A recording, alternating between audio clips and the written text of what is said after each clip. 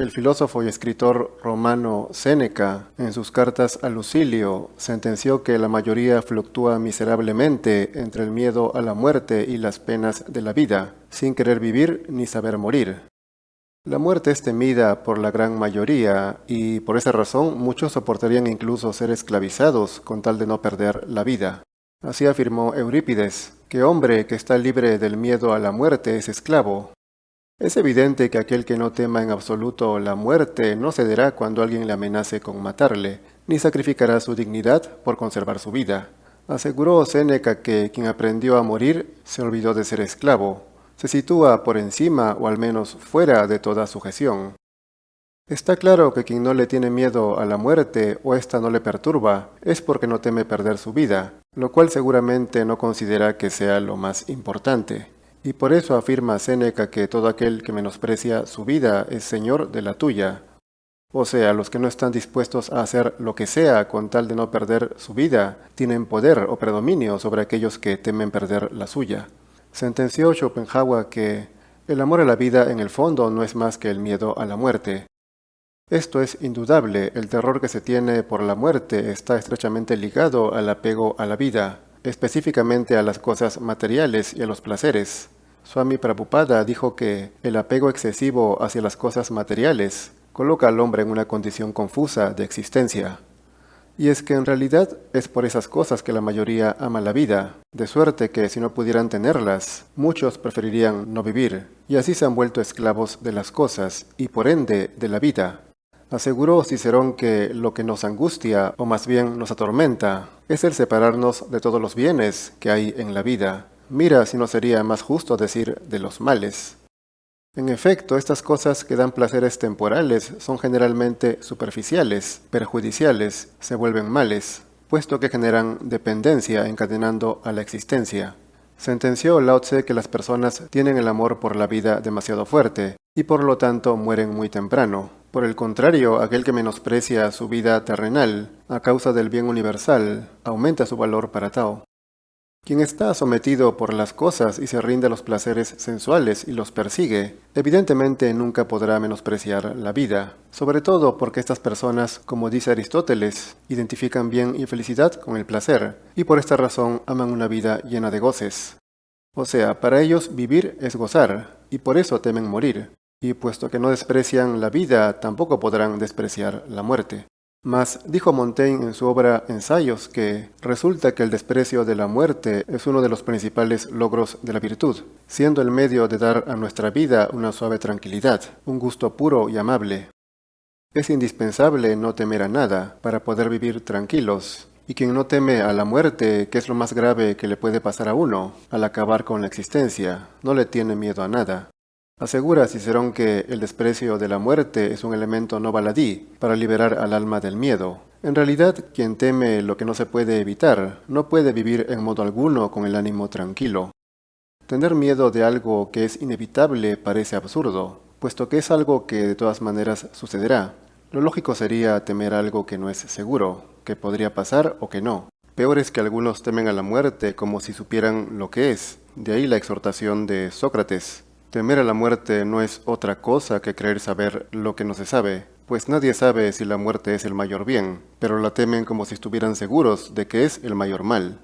Y es que, señaló Montaigne, de verdad lo que nos asusta de la muerte es el sufrimiento, su mensajero habitual. Es más bien la impaciencia de imaginar la muerte lo que nos vuelve incapaces de soportar el dolor, y que ese dolor nos pesa 2 veces más porque lo vemos como una amenaza de muerte. Lo que se teme más es sufrir antes de morir, o que la muerte sea precedida por mucho dolor. Esto es otra cosa inevitable, sentir al menos un poco de dolor antes de fallecer. El hecho de estar enfermo ya implica un malestar que no se puede remediar por completo. Sentenció Ovidio, morir es menos duro que esperar la muerte. Esa espera, que puede ser larga, es lo que muchos temen, la enfermedad, que no es más que una aproximación a la muerte, en el sentido de que debilita la vida. Dice Montaigne que la muerte es el fin de nuestra carrera, el objeto necesario de nuestras miras. Si nos causa horror, ¿cómo es posible dar siquiera un paso adelante sin fiebre ni tormentos? El remedio del vulgo es no pensar en ella, mas de qué brutal estupidez puede provenir una tan grosera ceguedad. En efecto, la solución no es no pensar en la muerte, sino todo lo contrario, pensar en ella, meditar acerca de ella, para poder asimilarla. Afirma, no sabemos dónde la muerte nos espera, aguardémosla en todas partes. La meditación de la muerte es premeditación de libertad. Quien ha aprendido a morir, olvida la servidumbre. No hay mal posible en la vida para aquel que ha comprendido bien que la privación de la misma no es un mal. Saber morir nos libra de toda sujeción y obligación. Cicerón fue quien sostuvo que la muerte no solo no es un mal, sino que sería un bien. El objetivo de meditar la muerte es aprender a morir, y aprender a morir es lo mismo que filosofar. Esto ya lo estableció Platón, cuando sentenció que el verdadero filósofo no se ocupa durante el curso de su existencia, sino en aprender a morir. Montaigne también sostuvo que la filosofía es una preparación para la muerte. Incluso escribió un capítulo entero en sus ensayos, titulado De cómo filosofar es aprender a morir. Dice, nada hay que me haya ocupado tanto en toda ocasión como de pensar en la muerte. Quitémosle la extrañeza, habituémonos, acostumbrémonos a ella. No pensemos en nada con más frecuencia que en la muerte. En todos los instantes tengámosla fija en la mente y veámosla en todos los rostros. Es menester meditar la muerte para poder aprenderla, comprenderla y así poder superar el miedo que se le tiene. Pues si se logra esto, no se podrá temer absolutamente nada, ya que la muerte es lo más drástico que le puede pasar a uno. Prosigue. Ahora en todo momento me encuentro preparado, y la llegada de la muerte no me sorprenderá, ni me enseñará nada nuevo. Es preciso estar siempre calzado y presto a partir tanto como de nosotros dependa, y sobre todo guardar todas las fuerzas de la propia alma para el caso. Es importante pensar en la muerte para que ésta nunca nos sorprenda, de manera que uno esté preparado siempre, como si fuera a morir en cualquier momento. Así algunos dicen que hay que vivir como si fuera el último día. Dice Montaigne, tan preparado me encuentro, a Dios gracias, para la hora final, que puedo partir cuando al Señor le plazca, sin dejar por acá sentimiento de cosa alguna. De todo procuro desligarme. Jamás hombre alguno se dispuso a abandonar la vida con mayor calma, ni se desprendió de todo lazo como yo espero hacerlo. Por eso no conviene estar demasiado apegado a la vida, a los placeres mundanos que atan y arrastran, para ser realmente libre, no esclavizándose a aquel que amenace la existencia. Afirma, tendré mucho cuidado, si puedo, de que mi muerte no diga algo que mi vida no haya dicho antes. La vida tiene que haber sido transparente y honesta, de manera que la muerte no cambie en nada la opinión o memoria que se tenga de uno. Que no sea como dijo Lucrecio, que solo cuando llega la muerte salen del corazón unas palabras sinceras, cae la máscara y queda lo real, sino que uno tiene que mostrarse en sus últimos instantes tal y como se mostró durante toda su vida, de tal manera que la muerte no represente nada para una persona, ninguna alteración, sino simplemente un cambio de estado, esperado. El mismo paso que diste de la muerte a la vida, sin pasión y sin miedo, vuelve a darlo de la vida a la muerte. Vuestra muerte es una de las piezas del universo. Forma parte de la vida del mundo. La muerte es parte de la vida, ciertamente, aun cuando sea la última parte, forma parte de ella. Apuntó Séneca que cada día se muere un poco. Nos engañamos pensando que la muerte es algo del futuro, cuando gran parte de ella es ya cosa del pasado.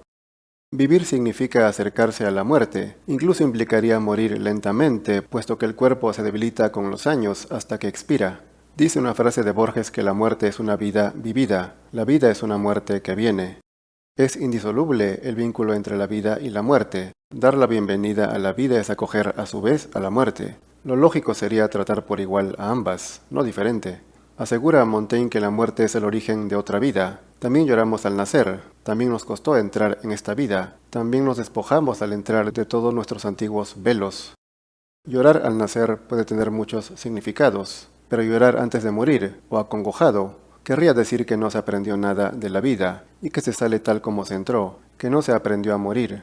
Dice que no hay que diseñar nada a tan largo plazo, o al menos con la intención de apasionarse para ver el final. Hemos nacido para actuar. Cuando muera, ojalá sea en pleno trabajo. Meditar la muerte para entenderla y asimilarla, y poder vivir sin miedos, tranquilos, trabajando. No pensando en el fruto del trabajo, o sea, en el futuro, porque ello implicaría encadenarse a la vida, sino en el presente, disfrutando lo que se tiene. Precisa. Quiero que hagamos cosas, que se alarguen los oficios de la vida todo lo que se pueda, y que la muerte me encuentre plantando mis coles, pero sin preocuparme por ella, ni menos aún por no poder acabar con mi jardín. Lo importante es no actuar pensando en el futuro, no preocuparse u ocuparse antes, lo cual no significa vagar o perder el tiempo, pues de lo que se trata es de trabajar, aprovechar el tiempo en algo útil, pensando en el presente más que en el futuro. Por último, dice Montaigne, resulta que esta muerte a la que unos llaman lo más horrible entre todos los horrores, ¿quién no sabe que para otros es el único puerto tras los sufrimientos de la vida, el bien soberano de la naturaleza, el único fundamento de nuestra libertad, la solución común y la más rápida para todos los males? Para quien está sufriendo gravemente enfermo, sin duda esto es cierto, mas Cicerón aseguró que la muerte en realidad para cualquiera es un bien. Dijo, obedezcamos alegres y agradecidos y pensemos que se nos libera de una prisión y se nos suelta de unas cadenas, o bien para regresar a la morada eterna y verdaderamente nuestra, o para vernos privados de toda sensación y afán. En realidad, si nos ponemos a pensar, los más grandes filósofos lo creyeron así, por el simple hecho de que la muerte es la separación del cuerpo del alma, o sea, la liberación del alma, que para Platón, Cicerón, Séneca, etc., estaba atrapada en el cuerpo.